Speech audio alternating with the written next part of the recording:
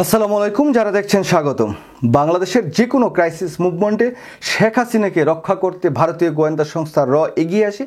শেখ হাসিনার যে কোনো ক্রাইসিস মুভমেন্ট সেগুলো উতরে দেওয়ার জন্য এই যে ভারতীয় গোয়েন্দা সংস্থা র এবং বাংলাদেশের ডিজিএফআই, যেটাকে উল্লেখ করছেন যে ভারতের একটি শাখায় রূপান্তরিত হয়েছে, সেই ডিজিএফআই কিন্তু সার্বিকভাবে সহযোগিতা করেন ভারতীয় গোয়েন্দা সংস্থা রকে। এইরকমই একটি রিপোর্ট করেছেন দ্য মিরর এশিয়াতে। সেই তথ্যটি নিয়ে আজকে আমি একটু আলোচনা করব। ভিডিওটি একটু বড় হতে পারে, আশা করি আপনারা ক্ষমাসুন্দর দৃষ্টিতে দেখবেন এবং পুরো ভিডিওটি দেখবেন, কারণ এখানে অনেক তথ্য তারা দিয়েছেন। সেই তথ্যগুলো আমার জানা দরকার আছে, আমাদের সেই তথ্যগুলো মেমোরিতে রাখার দরকার আছে। এই যে বৈষম্য বিরোধী ছাত্র আন্দোলনের সাথে সম্পৃক্ত ছাত্র জনতার উপর যেই নির্বিচারে গুলি, তারপর যে তাদের হত্যা, তাদেরকে গণকবর, এই সব কিছুর পেছনেই শেখ হাসিনার মেয়ে পুতুল এবং তার মেয়ে, তার বোন রেহেনা এবং আওয়ামী লীগ এবং ডিজিএফআই পুলিশ বাহিনীর কিছু সদস্য, এই সবাই একত্রিত মিলে ভারতীয় গোয়েন্দা সংস্থা র এর সহযোগিতায় এই সমস্ত অপকর্মগুলো বাংলাদেশে করছে। তবে এই রিপোর্টটি একটু বড়, পুরো রিপোর্টটি নিয়ে আমি আলোচনা করব। আমি রিপোর্টটি পড়ব আর সাথে সাথে কিছু মন্তব্য হয়তো আমার নিজের কাছ থেকে দিব। আশা করি আপনারা পুরো ভিডিওটিতে আমার সঙ্গে থাকবেন। তারা প্রথমেই বলছেন র যেভাবে শেখ হাসিনার ক্রাইসিস ম্যানেজমেন্টে এগিয়ে এলো। তারা বলছেন যে ভারতীয় গোয়েন্দা সংস্থা র বিদেশি মিশনগুলোর মধ্যে এখন সবথেকে গুরুত্বপূর্ণ হচ্ছে বাংলাদেশ মিশন। ভারতের ভূ রাজনৈতিক নিরাপত্তার জন্য বাংলাদেশের উপর নিয়ন্ত্রণ রাখা খুবই জরুরি, তাই বাংলাদেশের উপর তো নিয়ন্ত্রণ হারালে ভারতের জন্য উদ্বেগ ও শঙ্কার বিষয়। গত প্রায় ১.৫ দশক র এর বড় চ্যালেঞ্জ ছিল বিডিআর বিদ্রোহ ও ২০১৪ সালের নির্বাচন। যেভাবেই হোক আওয়ামী লীগকে জিতিয়ে নিয়ে আসা হয়েছে এই গত নির্বাচনগুলোতে। এই চ্যালেঞ্জ র ভালোভাবেই উতরে গেছে। ২০২৪ সালে আওয়ামী লীগকে ক্ষমতায় রাখতে তারা সফল হয়েছেন। এই যে নির্বাচন, সেই নির্বাচনগুলোকে কি হয়েছে 14, 18, 24 সেগুলো আপনারা জানেন। শুধু তাই নয়, তারা এখানে বলছেন যে বিডিআর বিদ্রোহ, আমরা আগেই বলেছি যে বিডিআর বিদ্রোহ ভারতের গোয়েন্দা সংস্থা র এবং বাংলাদেশের এই যে ডিজিএফআই পূর্ব কোনো নির্দেশনা দেয়নি, কারণ তারা ডিজিএফআই এবং ভারতের গোয়েন্দা সংস্থা এবং শেখ হাসিনা এই তিনটি সূত্রের এবং এই যে ভারতীয় যে এখানে কি জানি মিশন আছে, এই তারা সবাই মিলেই কিন্তু এই বিডিআর বিদ্রোহ করেছে। তবে আমাদের সেনাবাহিনীর যে আন্ডা নাই, তারা তো এটা আপনারা এখন দেখতেই পাচ্ছেন, তারা জনগণকে যেভাবে হত্যাযজ্ঞে সম্পৃক্ত, অথচ অন্য একটি রাষ্ট্রের গোয়েন্দা সংস্থাকে বাংলাদেশের সাহায্য সহযোগিতা করছে সার্বিকভাবে তারা। যাই হোক, আমরা আরেকটু পড়ি। দিল্লির কূটনৈতিক সূত্রগুলো বলছে ২০২৩ সালের মে মাসে মার্কিন ভিসা নীতি ঘোষণার পর শেখ হাসিনা মালদ্বীপ সফরে র তৎকালীন চিফ ও বাংলাদেশের দায়িত্ব পালন করা একজন সাবেক হাই কমিশনার সঙ্গে শেখ হাসিনা ও শেখ রেহানার দীর্ঘ বৈঠক করেন। মূলত ওই বৈঠকে যুক্তরাষ্ট্রের বশ করার পরিকল্পনা ঠিক করা হয়। ওই পরিকল্পনাতেও র সফল হয়েছে। তাই ৭ জানুয়ারি নির্বাচনের পর শেখ হাসিনা ও র উভয়ই নির্বার ছিল, কারণ তারা তো শেখ হাসিনা নির্বাচনে জিতেই গিয়েছে এবং তাদেরকে তো মার্কিন যুক্তরাষ্ট্র যে ভিসা নিষেধাজ্ঞা দেওয়ার কথা ছিল সেটা দেয়নি। মার্কিন যুক্তরাষ্ট্র যেভাবে পরিকল্পনা করার কথা ছিল সেভাবে করেনি। এই না করার কারণটা আসলে প্রধানত দুটি। একটি হচ্ছে যে মার্কিন যুক্তরাষ্ট্রের সাথে চায়নার সম্পর্ক, আর চায়নার সাথে ভারতের যে দ্বন্দ্ব, এই সমস্ত বিষয়গুলো কেন্দ্র করে মার্কিন যুক্তরাষ্ট্র চায়নি যে ভারত মার্কিন যুক্তরাষ্ট্রের বিপক্ষে চলে যাক। কিন্তু সেই জন্যই বাংলাদেশের এই অবৈধ ফ্যাসিস্ট শেখ হাসিনা এই রাষ্ট্র ক্ষমতায় টিকে থাকতে পেরেছে এবং অনেক অন্যায় সুবিধা পেয়েছে। মার্কিন যুক্তরাষ্ট্র সেই জায়গায় নির্বিকার ছিল, তারা চেষ্টা করলেও তারা সেই চেষ্টাটি করে ব্যর্থ হয়েছেন। যাই হোক, এই জায়গায় আরও বলছেন সম্প্রতি শেখ হাসিনা দিল্লি সফরে গিয়ে র এর সাহায্যের প্রতিদান স্বরূপ ভারতের সঙ্গে 3টি চুক্তি বাংলাদেশের বিরোধী রাজনৈতিক দলগুলো বলছে সব চুক্তিতেই ভারতকে সুবিধা দেওয়া হয়েছে। একতরফাভাবে মংলা বন্দরের নিয়ন্ত্রণ ও পরিচালনা ভারতকে দেওয়া হয়েছে।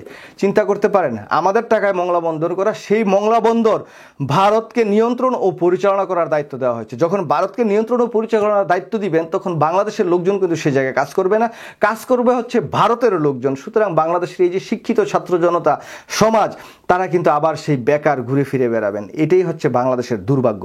বাকি দুটো হচ্ছে বাংলাদেশের ভিতর দিয়ে আসাম ও ত্রিপুরায় রেল চালানোর করিডোর ও তিস্তা নদী প্রকল্প। মংলা ও রেল করিডোর চুক্তি শেষ পর্যন্ত হলেও তিস্তা প্রকল্প থেমে যায় বাংলাদেশের কিছু আমলার উদ্দেশ্য প্রণীত কালক্ষেপণের কারণে। চুক্তির খসড়া প্রস্তুত হয়নি বলে কৌশলে চুক্তির বিষয়টি এড়িয়ে যাওয়া হয় বাংলাদেশের পক্ষ থেকে। কারণ এই যে তিস্তার যে পানি চুক্তি বা নদী চুক্তি, এটা হওয়ার কথা ছিল চায়নার সাথে, কিন্তু ভারত এবং ভারতের গোয়েন্দা সংস্থার কাছে যেহেতু শেখ হাসিনা নাকে খত দিয়ে রাষ্ট্র ক্ষমতায় আছে, সেই জন্য এটা আবার ভারতের রকে দেওয়ার চেষ্টা করেছেন। কিন্তু বাংলাদেশের আমলারা আকাম কুকাম যাই করুক না কেন এই কাজটি কিন্তু ভালো করেছে। কারণ এই চুক্তিটি যদি একবার হয়ে যায়, এই চুক্তি থেকে বেরো হয়ে আসতে পারতো না বাংলাদেশ, আগামী 300 বছরেও এই চুক্তি বাস্তবায়ন হতো না। এটা এভাবেই ভারত ঝুলিয়ে রাখত। যাই হোক, বাংলাদেশে আমলাদের একটি সূত্র বলছে রেল করিডোর চুক্তি সংক্রান্ত ফাইলটি দিল্লি বাংলাদেশি হাইকমিশন বা রেল মন্ত্রণালয়ে এই ফাইলটি প্রধানমন্ত্রী শেখ হাসিনার কাছে আছে। কারণ চুক্তির একটি ধারা বলা হয়েছে চলন্ত রেলে ভারত কি পরিবহন করবে তা বাংলাদেশ কর্তৃপক্ষ দেখতে ও জানতে পারবে না। তবে ভারতীয় রেল বাংলাদেশ ভূখণ্ডে কোনো নিরাপত্তা সংকটে পড়লে বাংলাদেশের নিরাপত্তা বাহিনীকে সহায়তা করতে ভারতীয় নিরাপত্তা বাহিনী মানে বাংলাদেশের ভেতর ভারতীয় সৈন্য প্রবেশ করতে পারবে, তাদের রেলকে নিরাপত্তা দেওয়ার কথা বলে। অনেকেই মনে করছেন এই চুক্তি করে ভারত মূলত বাংলাদেশের সৈন্য পাঠাতে এক ধরনের বন্দোবস্ত করলেন। কি বুঝলেন? আমাদের দেশ দিয়ে রেল চলবে, এই জায়গায় কি রাসেল ভাইপার ছেড়ে দিচ্ছে, না কুমির আইনা ছেড়ে দিচ্ছে, না অজগর সাপ ছাড়ছে, না কি করছে সেটা আমরা জানতে পারবো না, আমরা বলতেও পারবো না। এটা দেখভাল করবে শুধুমাত্র ভারত। আর ভারতের যদি এই রেলের কোনো সমস্যা হয় তাহলে বাংলাদেশের পুলিশ সেনাবাহিনী যাবে, সাথে ভারতীয় হেলিকপ্টার ফোর্স সেনাবাহিনী জেট বিমান সব আইসা সেটার জন্য বাংলাদেশে তারা প্রবেশ করতে পারবে। মানে বাংলাদেশটা মোটামুটি ওই আমরা বলি না যে লেন্দুব দর্জি হয়ে গেছে, আমরা সেই জায়গায় আমাদের শেখ হাসিনা আমাদের নিয়ে গেছে, আর কোনো কিছু করার কিছু নাই। এই 3টি চুক্তির বিষয়ে ফাঁস হওয়ার পর চীন শেখ হাসিনার উপর নাকশ হয়। চীনের ধারণা বাংলাদেশের রেল করিডোর দিয়েই ভারতের উত্তর পূর্বাঞ্চলে চীনকে কোণঠাসা করতে সামরিক সরঞ্জাম পরিবহন করা হবে। এই কারণেই শেখ হাসিনা চীন সফরে গিয়ে প্রত্যাশিত সফলতা পায়নি। চীনের পক্ষ থেকে এরকম শীতল আচরণই করা হয়েছে বলে জানায়। শেখ হাসিনা চীন সফর নিয়ে যখন দিল্লিতে রয়ের কেন্দ্রীয় সদর দপ্তরে চুলছেরা বিশ্লেষণ চলছে, তখনই ঢাকায় ছাত্রদের কোটা আন্দোলন নিয়ে রাজপথে নেমে আসে। এই আন্দোলনের গতিবিধির উপর নজর রাখা বিশেষ দায়িত্বে দেওয়া হয়েছিল এক বাঙালি কর্মকর্তাদের। ওই বাঙালি কর্মকর্তা 17 জুলাই পাঠানো তথ্য পেয়ে বিচলিত হয়ে পড়েন রয়ের ঊর্ধ্বতন কর্মকর্তারা। দিল্লিতে রয়ের কাছে তথ্য আসে ঢাকায় সাধারণ শিক্ষার্থীদের উপর গুলির নির্দেশনা দিয়েছে পুলিশের হাইকমান্ড। শুরুতে এটা পুলিশের সাবেক পরিদর্শক বেনজির আহমেদের অনুসারীরা কাজ হিসাবে ভাবলেও পরে তারা জানতে পারে সরকারের উচ্চ মহলের বেশ ঘৃণাসূচক শব্দ উচ্চারণ করেই গুলির নির্দেশনা দিয়েছেন। এই জায়গায় একটু থামতে চাই। ছাত্রদের রাজাকারের বাচ্চা বলা হয়েছে, রাজাকারের নাতিপুতি বলা হয়েছে, আর এই যে ঘৃণাসূচক এখানে তো তারা বলেননি। কি বলবেন? বাস্টার্ড, জারস টারস সহ তার চেয়ে বড় কিছু বলবেন শেখ হাসিনা। এটি বলেই বা আমাদের ছাত্র জনতাকে গালাগালি করবেন, করেই কিন্তু এই যে ছাত্র জনতার বুকের উপর নির্বিচারে গুলি এটার নির্দেশনা দিয়েছেন। এই তথ্যসূত্র অনুযায়ী ছাত্রদের উপর গুলি করার নির্দেশনা কিন্তু শেখ হাসিনাই দিয়েছিলেন। এটা সুস্পষ্ট, এটা আপনারা একটু টুকে রাখেন। এই রিপোর্ট অনুযায়ী কোনো একদিন শেখ হাসিনার বিচার আমরা করব। পুলিশের গুলি করে দমানোর চেষ্টা করলেও 24 ঘন্টার মধ্যে পরিস্থিতি নিয়ন্ত্রণের বাইরে চলে যায়। 18 জুলাই উভয় দেশের সরকারে বিচলিত হয়ে পড়েন। দিল্লিতে শেখ হাসিনার কন্যা সায়মা ওয়াজেদ পুতুল বেশ কয়েকজন ভারতীয় কূটনীতিকদের সাথে আলোচনা করে জানান পরিস্থিতি বিডিআর বিদ্রোহের চেয়ে ভয়াবহ। তিনি বলেন, our student has revolt. Saima Wazed Putul তিনি বলছেন যে আওয়ার স্টুডেন্ট ইজ রিভল্ট, মানে আমরা স্বাধীন হওয়ার জন্য শহীদ রাষ্ট্রপতি জিয়াউর রহমান যেভাবে রিভল্ট করেছিলেন, স্বাধীনতার ঘোষণা দিয়েছিলেন, ঠিক সেভাবেই ছাত্র জনতা কিন্তু আবার রিভল্ট করেছেন। এটা শেখ হাসিনার মেয়ে পুতুল বলছেন। এরপর আরেকটু পড়ি। এরপর শেখ হাসিনার সঙ্গে প্রধানের সরাসরি ফোন আলাপ হয়। ওই আলাপে কারফিউ জারির বিষয়ে উঠে আসে এবং শুক্রবার জুমার নামাজের পর আন্দোলনে জামাত শিবির প্রবেশ করতে পারে বলে বাংলাদেশের পক্ষ থেকে ভারতকে বার্তা দেওয়া হয়। টেলিফোন আলোচনায় রয়ের পক্ষ থেকে কারফিউ জারির পরামর্শ দেওয়ার পাশাপাশি দ্রুত একটি দল পাঠানোর প্রতিশ্রুতি দেওয়া হয়। শেখ হাসিনার কারফিউ জারি করতে রাজি হলেও ডিজিএফ এর কাছ থেকে সেনাবাহিনীর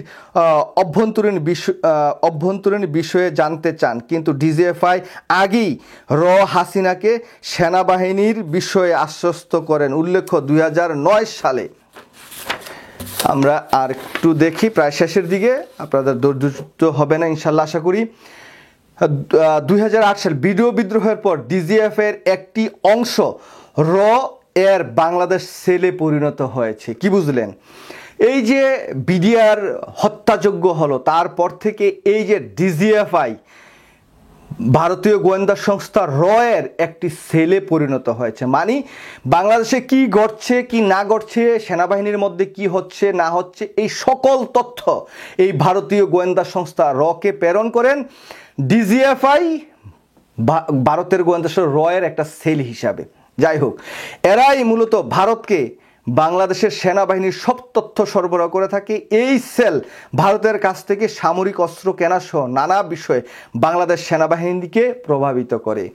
ডিজিএফআই এই মুহূর্তে যারা যারা আছেন, গত 14-15 বছর যাবৎ যারা আছেন ছিলেন এই সন্ত্রাসী কুলাঙ্গার বাহিনীতে যারাই আছেন, তাদের নাম টুকে রাখবেন। তাদের নাম এক সময় জাতি তাদেরকে ধরে ধরে বিচার করবে যে তোমরা যে অপকর্মগুলো করেছো, বাংলাদেশের স্বার্থ বিকিয়ে দিয়ে ভারতীয় গোয়েন্দা সংস্থার একটি সেলে পরিণত হয়েছে। এটা কোনোভাবেই বাংলাদেশের জনগণ, আর অল্প একটু আছে আমি শেষ করবো ইনশাল্লাহ। এখানে কিন্তু অনেক গুরুত্বপূর্ণ তথ্য আছে, আশা করি এই তথ্যগুলো আপনারা শুনবেন। ও শেখ হাসিনা ধারণা ছিল কারফিউ জারি ও ইন্টারনেট বন্ধ করে দিলে পুরো পরিস্থিতি নিয়ন্ত্রণে আসবে, কিন্তু শনিবার ঢাকায় কারফিউ ভেঙে মানুষ রাস্তায় নেমে আসে এবং অর্ধশত নিহত হয় বলে তথ্য যায় দিল্লিতে। একই সঙ্গে জানতে পারে আওয়ামী লীগের একাংশের নীরব সমর্থন রয়েছে আন্দোলনের প্রতি। কারণ আন্দোলনে আওয়ামী লীগের কিছু অংশ তো মানুষ, কারণ আপনারা দেখেছেন ছাত্রলীগের অনেক ছাত্র কিন্তু তারা পদত্যাগ করে এই কোটা সংস্কার আন্দোলন বা এই বৈষম্য বিরোধী আন্দোলনের সাথে তারা সম্পৃক্ত হয়েছিল, তো সেই জন্যই তারা নীরব ছিল। যাই হোক, এই অবস্থায় শনিবার দিল্লি ও কলকাতা একাধিক বৈঠক করে ভারতীয় নীতি নির্ধারক পরামর্শ নেওয়া হয় বাংলাদেশের উপর নজর রাখা। সাংবাদিক ও মালদ্বীপে বৈঠকে থাকা ওই দুই ভারতীয় সাবেক কূটনীতিকেরও বৈঠকে অনেকেই শেখ হাসিনার দিন শেষ বলে মন্তব্য করেন। বুঝছেন তো, এত উচ্চ পর্যায়ের একটি বৈঠকে তারা বলছেন যে শেখ হাসিনার দিন শেষ, এরকম কথাও কিন্তু হয়েছে।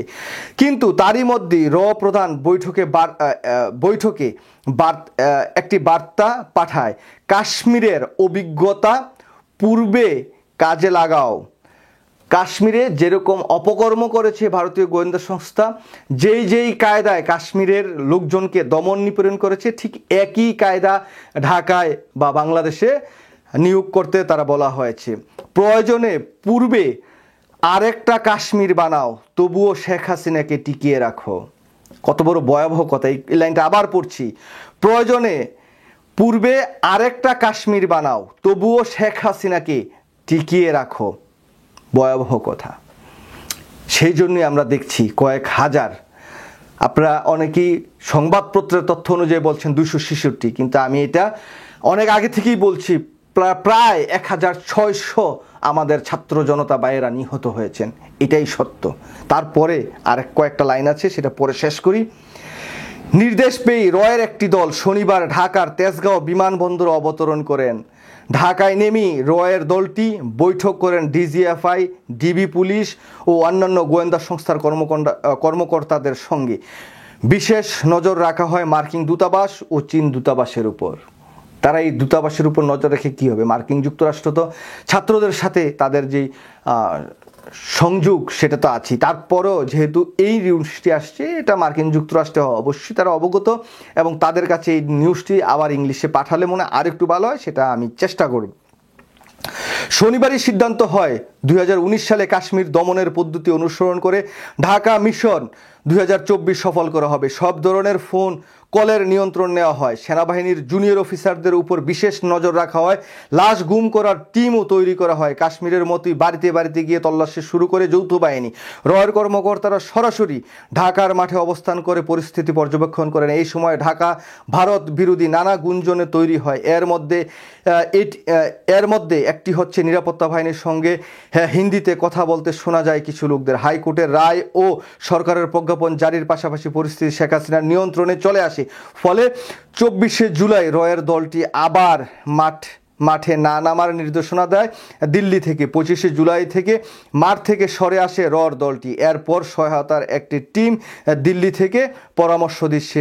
এর পাশাপাশি দিল্লি ও কলকাতা যেন বাংলাদেশ বিরোধী কোনো বিক্ষোভ না হয় সেই সমস্ত বিষয়গুলো তারা বলছেন। কিন্তু এখানে যেটি বিষয়, এই যে ব্লক রেড করে, যে হত্যাযজ্ঞ করে, সব কিছু বন্ধ করে যে কর্মকাণ্ডটি করেছে আমাদের ছাত্রদের উপর, যে রক্তের বন্যা, যে রক্তের নদী বয়ে গেছে বাংলাদেশের, যে কালো রাজপথ ছাত্রদের রক্তে ভিজে গিয়েছে, তার মূল পরিকল্পনাকারী, তার মূল হত্যার অর্ডার দিয়েছেন শেখ হাসিনা। আর তার পরিকল্পনা এবং বাস্তবায়ন করেছে ভারতীয় গোয়েন্দা সংস্থা র, বাংলাদেশের ডিজিএফআই, যেটা ভারতের র এর একটি সেল হিসেবে এখন কাজ করছে। এই হারুনদের, কুলাঙ্গারদের যে গোয়েন্দা সংস্থা, সেটি পুলিশ বাহিনীর অনেক কর্মকর্তা, বিডিআর, বিজেপি যাই বলেন না কেন তাদের। আমরা স্বাভাবিক সুষ্ঠু সময় যখন বাংলাদেশে ফিরে আসবে, ছাত্রদের যে আন্দোলন চলছে, এই আন্দোলন শেখ হাসিনা নিভাতে পারেনি। ভারত মনে করছেন যে আন্দোলনটি শেষ হয়ে গেছে, প্রকৃতপক্ষে আন্দোলন শেষ হয়নি, আন্দোলন চলমান। এই আন্দোলনে যে বিপ্লব ঘটে গিয়েছে বাংলাদেশে, যে গণ অভ্যুত্থান ঘটে গিয়েছে বাংলাদেশে, সেই গণ অভ্যুত্থান বিজয়ে রূপান্তরিত করবে বাংলাদেশের মানুষ। সেটা কালকে হবে, হয়তোবা পরশু, হয়তোবা আরও কয়েক মাস লেগে যেতে পারবে, কিন্তু আমাদের ধৈর্য ধরতে হবে। আর ভারতীয় গোয়েন্দা সংস্থা, ভারতীয় পণ্য বয়কট যেটা আছে, সেটার প্রতি আপনাদের ঘৃণা, সেটা প্রতিনিয়ত চালিয়ে যেতে হবে। আর তার সাথে সাথে ভারত থেকে বাংলাদেশে আমরা যারা টাকা পাঠাবো না, প্রবাসী থেকে যে রেমিটেন্স শাটডাউনের কর্মসূচি চলছে, ইতিমধ্যে আমরা শুনতে পাচ্ছি অনেকেই আওয়ামী দালাল যারা আছেন, সাধারণ জনগণের কাছ থেকে টাকা নিয়ে তারা বৈধ পথেই বাংলাদেশে টাকা পাঠাচ্ছেন, একটু বেশি টাকা সরকারের থেকে নিয়ে। সুতরাং আপনারা প্রয়োজনে টাকা আর পাঠাবেন না, ধার দেনা করে যেভাবে বাংলাদেশের মানুষ টিকতে পারে সেভাবেই টিকবে। প্রয়োজনে আপনি আপনার বন্ধুকে বলুন সহায়তা করতে, যেভাবে সম্ভব হয় সেটা করুন, কিন্তু ডলার, টাকা পয়সা সব আপনাদের কাছে রাখুন। আমরা এই মুহূর্ত থেকে আগামী 6 মাস, 5 মাস, 3 মাস বাংলাদেশে টাকা পাঠাবো না।